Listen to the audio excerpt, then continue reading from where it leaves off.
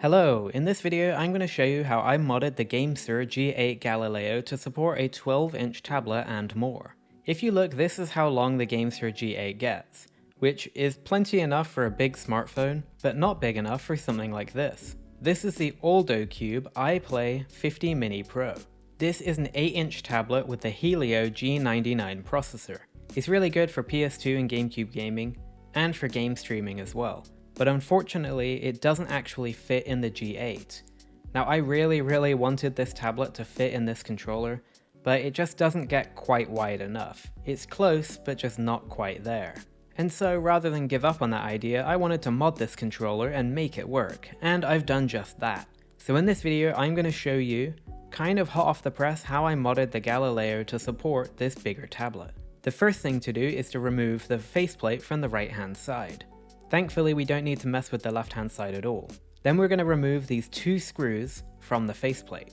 There are actually 5 screws altogether that we need to remove here. And so after that awful camera angle in which you couldn't see anything, I've removed those 2 screws from the Galileo.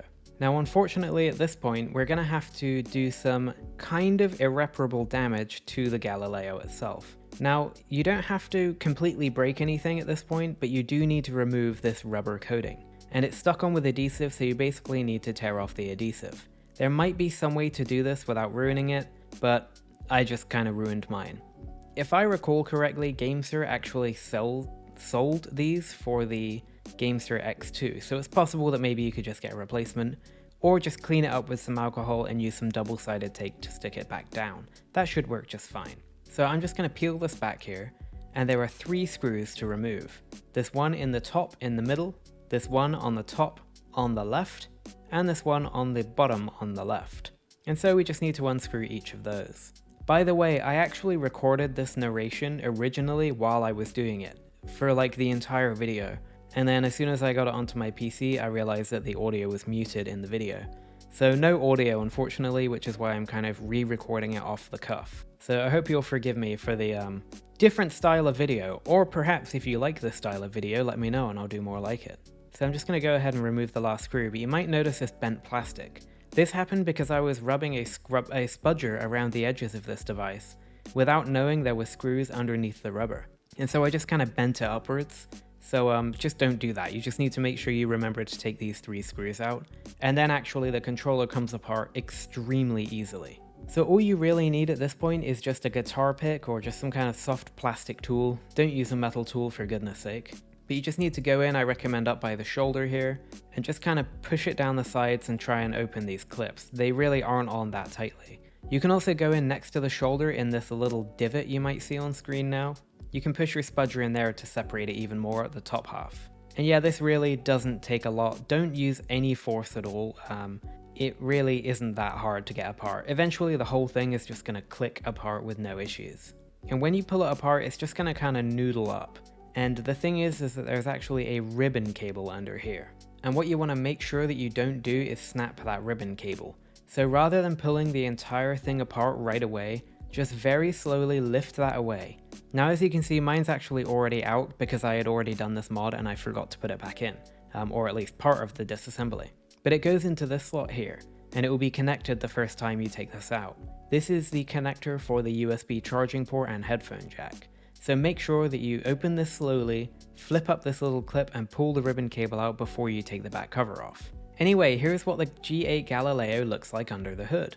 And as you can see, there are these 2 rails. And these rails basically tell the device how far it can stretch. And these 2 stoppers on the other half stop it when it gets to the end of the rail, which determines how far apart the Galileo can stretch. I couldn't show you because I'd have to put the case back on. But you get the idea. Those stoppers just stop it from stretching further than they want it to.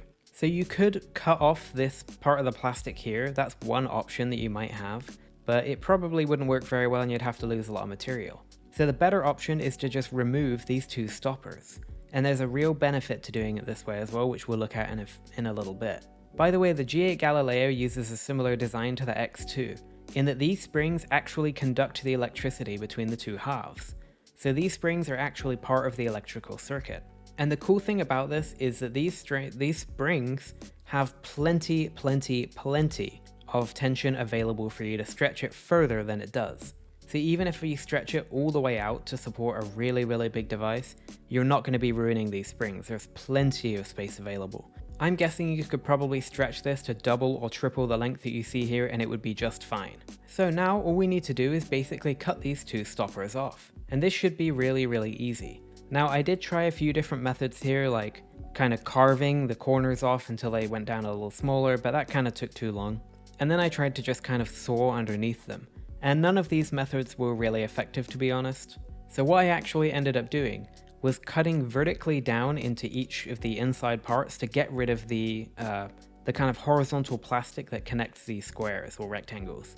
And then once those two parts were removed, I just pushed my knife down, cutting the vertical sections into just slices. And then those slices were much easier to cut off. This was really easy. It required almost no force with a new scalpel.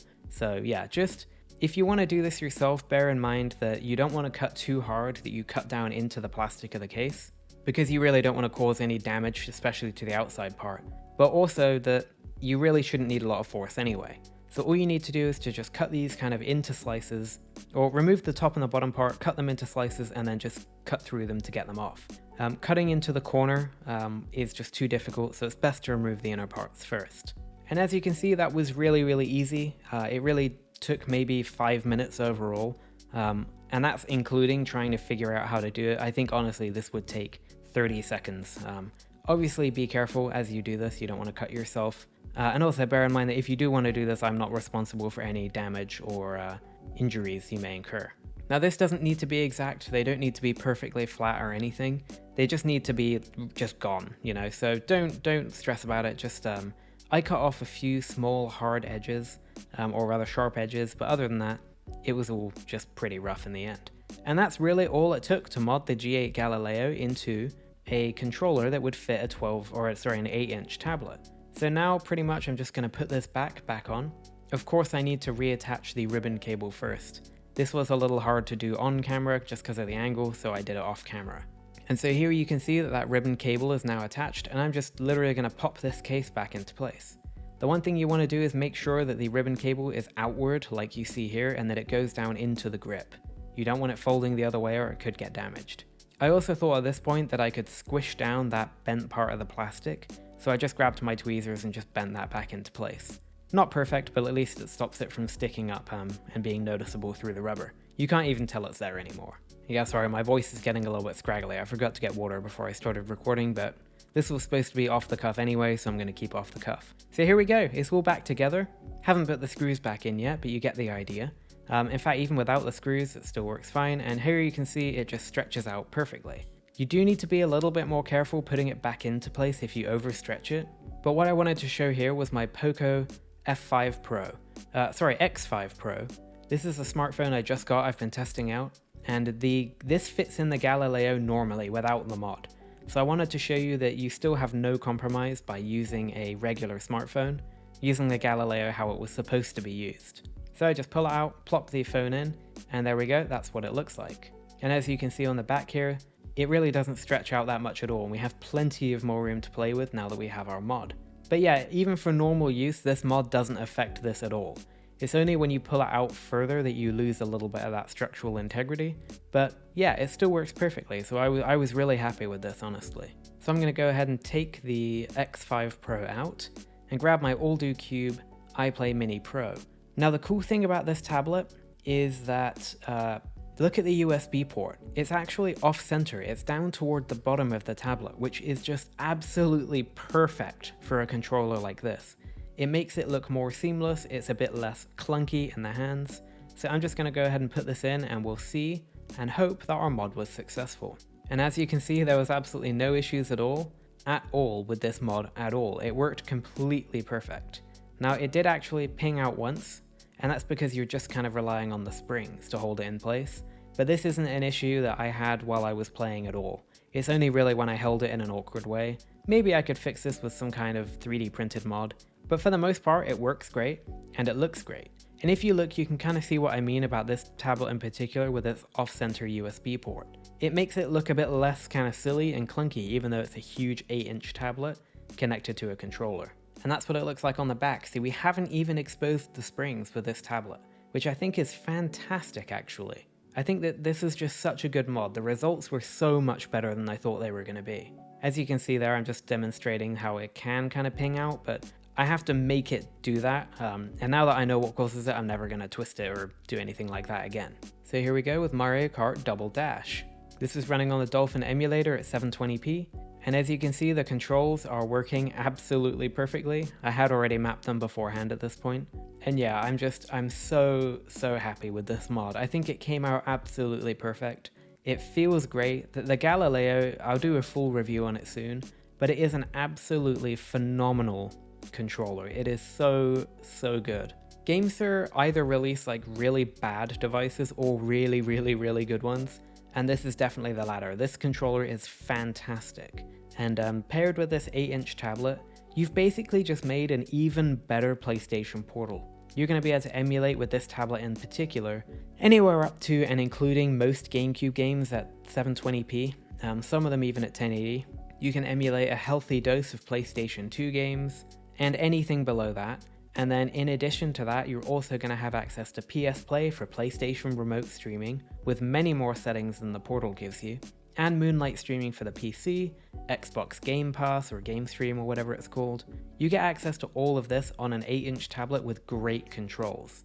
So yeah, I would say that this mod was really successful, but it was actually even a little bit better than I thought it was going to be. And let me show you why. I have this tablet here as well, the Blackview Tab 18. I did a review of this tablet on the channel recently, so go ahead and check that out if you want to. I love this tablet. It has the same Helio G99 processor, but it has a 12-inch screen, a massive 12-inch screen, and really amazing speakers as well. Like, I underplayed how good the speakers were in my review. They are absolutely incredible. And so, what if my modded Galileo would fit with this Blackview Tab 18? Wouldn't that just be fantastic? Well, here I'm going to play some Grid Autosport and we'll see if it fits in the controller. So I'm just going to pop the USB in here and then pull the controller out, and I already knew that I had more than enough room available to do this. More than enough room. And there we go, we have a 12-inch tablet with an attachable controller.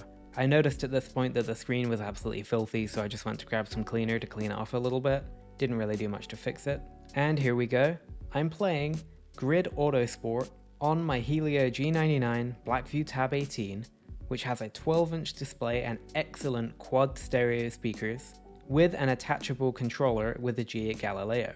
And by the way, the Galileo has Hall effect sticks and triggers. It feels absolutely fantastic in the hands and is a really quality controller. This is easily the best solution for a tablet controller that's out there today, and all it requires is a very minor mod, where all you really do is remove some screws and cut a little bit of plastic, and it works phenomenally. I never thought for a second that this would even remotely work for the Blackview Tab 18. In my original narration for this video, I actually mentioned that I was fully expecting the springs to break, but they're not even close to it. Even with the Tab 18 and its 12-inch screen attached, they still have plenty of tension available. They're not going to be stretched out or anything. I think that with maybe some kind of 3D printed faceplate to just go on the, or not faceplate, backplate to go over the springs just to protect them, this is going to be an absolutely perfect solution.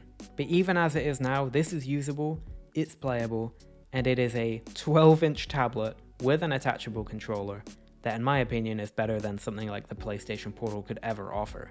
Here's what it looks like on the back, by the way. A fair amount of spring exposed. It's also a little harder to get it perfectly straight, but it still works. There's plenty of room on these springs. And yeah, this mod was just a total success in every sense of the word. And I'm really happy with this, with the G8, with the tablet combos. It just works perfectly. I can't wait to try out some game streaming on this, and I'm certainly going to show that in my later review. Here I am talking to the camera with absolutely no idea that it wasn't recording any audio at all, so but yeah, anyway. One last really great thing about the Galileo is that it has USB-C charging and a headphone jack on it, which means that you can have your audio playing through your headphones and have the tablet charging while you play. And because these are completely unobstructed by the tablet and unaffected by the mod as well, you still get full USB-C charging and headphone use. This is just fantastic. I honestly could not be happier with this mod, and I really look forward to showing off a little bit more in my upcoming Galileo review, so be sure to subscribe to Retro Breeze for that. And before I wrap up this video, I just want to tell you about the devices themselves. First of all, the GameSir G8 Galileo is their brand new telescopic controller for smartphones. This device should be widely available both on GameSir's website, potentially Amazon and AliExpress, and I'll be sure to have some links in the description box below where you can pick one of these up for yourself. And as for the tablets involved, I've reviewed the Blackview Tab 18 previously, so you can go and check my video about that if you want to. However, the 8-inch Aldo cubes are a bit more interesting. And I'll start by saying that this mod should fit basically any tablet. I mean, if it fits a 12-inch tablet, it's probably going to fit anything else. But I think that the Aldo Cube iPlay Mini 50 line are really good solutions for this. And there are 3 of those tablets available. There's the iPlay 50 Mini Pro, which I've had in this video, and that video has a Helio G99 processor and 8 gigs of RAM. I think this is a fantastic little tablet. It's got plenty of power under the hood, and with it you can get away with most GameCube games at around 720p resolution, some PlayStation 2 as well. And by the way, if you do go back and check out my Tab 18 review, I show some gameplay off, and the performance between these two devices is exactly the same. There's no noticeable difference between them, so this is a really good solution. This tablet retails for around £130 shipped, which I think is a really amazing price for it. And it goes on sale really often as well, so you'll probably be able to find it at around that price. This tablet's really popular in Japan, and you can actually buy it on amazon.co.jp if you want to, with Prime shipping. But again, I'll leave links to this device in the description box below. The iPlay Mini 50 has a Tiger T606 processor, which is the same that was on the Blackview Tab 12 Pro that I previously reviewed. This device definitely has way less performance available, but it's still perfect for retro gaming, including up to around Dreamcast and upscaled PSP. And then there's the iPlay 50 Mini Lite, and this is a really interesting solution, because the Lite can retail for anywhere as low as about £60 or £70 with tax and shipping. It can be surprisingly cheap. It is a low-powered tablet, so you're not going to be able to emulate much in terms of high-end 3D games. However, what it can do very well is streaming. And of course, this solution that I've built here is kind of like a DIY PlayStation Portal, except you get access to a lot more streaming capabilities.